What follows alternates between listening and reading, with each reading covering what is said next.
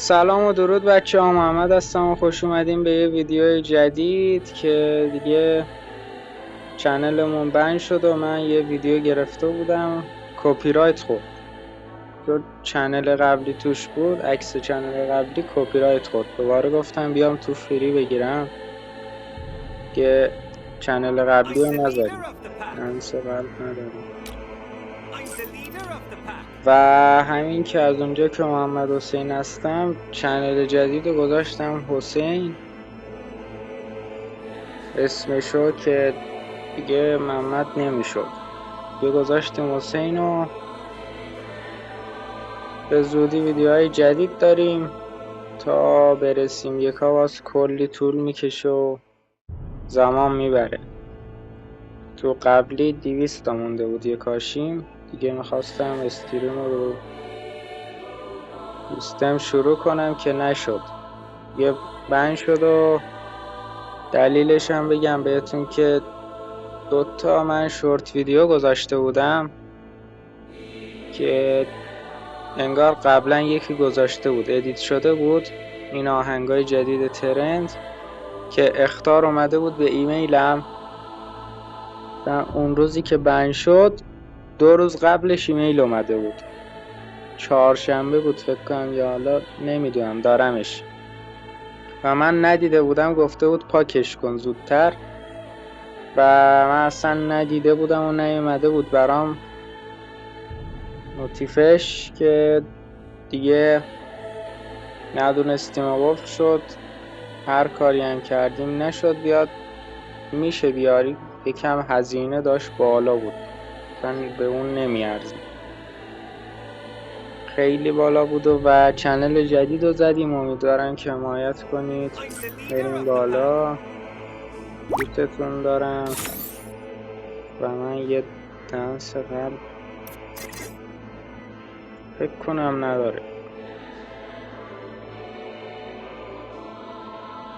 ایناش جای چی بذاریم؟ جای قلب شکسته. بذار من 3 تا اول عوض کنم. میدونی دنس قلب خزه جالب نیست. خب وارد اینجا میشیم. من این 3 تا خیلی هستم، اصلا انگار اسکی از پابجی. ست اولتیمیت هست مومیایی، انگار اون. و من این لباس رو میخوام. این بود. یه دست با هم رنگ بریم و لون ولف بریم و دیگه تموم. تا ویدیو بعدی. اینم که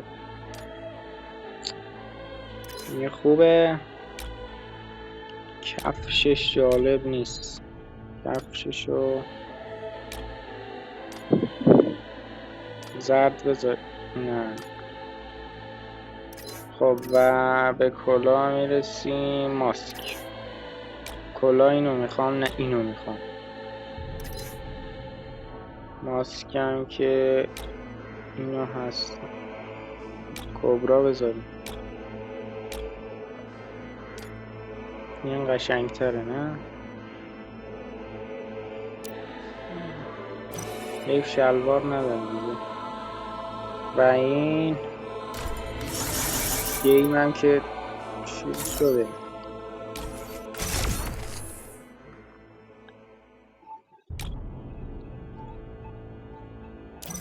و من برم بیرون و با نت وای فای بیام ادامه رو کات کنم.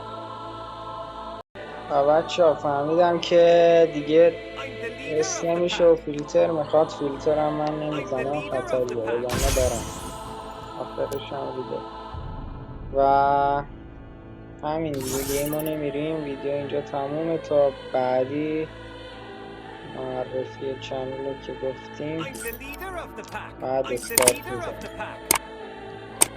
خب تا ویدیو بعدی خدا نگهدار. لایک داد فالو فراموش نشه. ممنون.